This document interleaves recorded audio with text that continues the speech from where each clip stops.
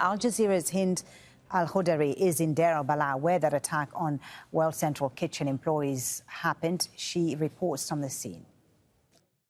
I'm currently standing in front of one of the vehicles that has been targeted by the Israeli forces last night. This car and two other cars across the Al-Rashid Street have been targeted by the Israeli forces. 3 of the cars are for the World Central Kitchen, and they had aid workers inside the cars.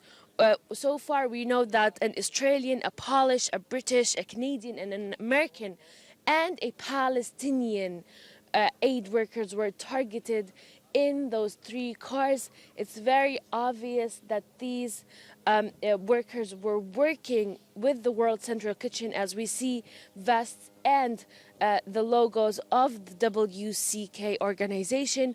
We know that these cars were on their way back from the port northern of the Gaza Strip to their guest house in Rafah, and every car is separated by at least 500 meters, which shows that this convoy was directly targeted by the Israeli forces. This will have a lot of negative consequences, not only on the humanitarian sector in the Gaza Strip, it will also have a huge, major consequences and a negative impact on a lot of aid workers, on international agencies currently operating in the Gaza Strip. These aid workers were having an aid ship and a convoy that had at least 400 metric tons of food to the north of the Gaza Strip on the day they were targeted. This is Hind Al-Hodari, Al Jazeera, Deir el-Balah, Gaza Strip. Well, let's now speak to Tess Ingram, who's spokesperson for UNICEF, and she's joining us from Rafah in southern Gaza. Tess, good to have you with us on Al Jazeera. The killing of these aid workers must be extremely worrying for you and your teams in Gaza. Yeah, it's incredibly worrying for all of us. We just had a meeting about it here among agencies, and it really just speaks to the unacceptable conditions that people are living in here in the Gaza Strip and that humanitarian aid workers are operating in. It's an immense tragedy, and it adds to the toll of, 30,000 people who've been killed since the escalation and 174 UN colleagues who've also been killed. So it's a dark day for us here. Those conditions that you talk about, the extremely difficult conditions that you talk about, can you tell us a bit more about them? Because World Central Kitchen, in their statement, said that they actually coordinated with the Israelis about their location and where they were going. Their car was clearly marked. Their vehicle was clearly marked.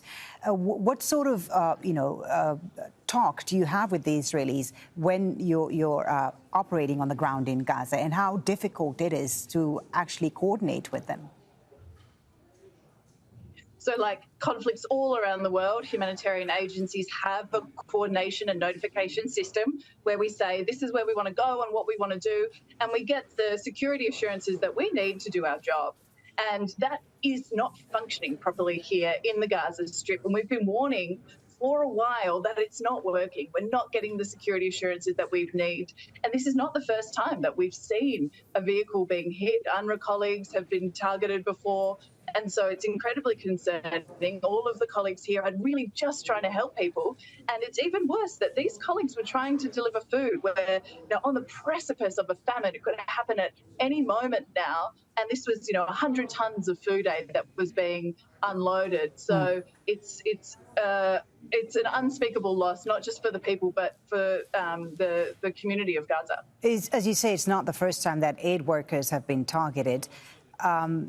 Do you believe they're being deliberately targeted?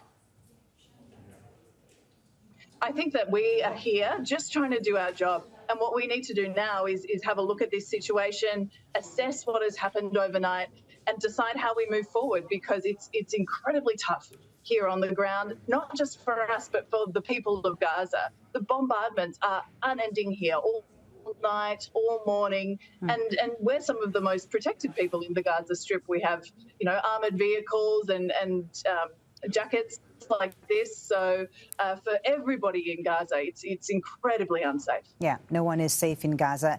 Tess, what impacts will this attack have on aid agencies operating in the Gaza Strip? Could this cause you, for example, UNICEF, to reconsider your operations on the ground? We're still waiting for more information on the strike.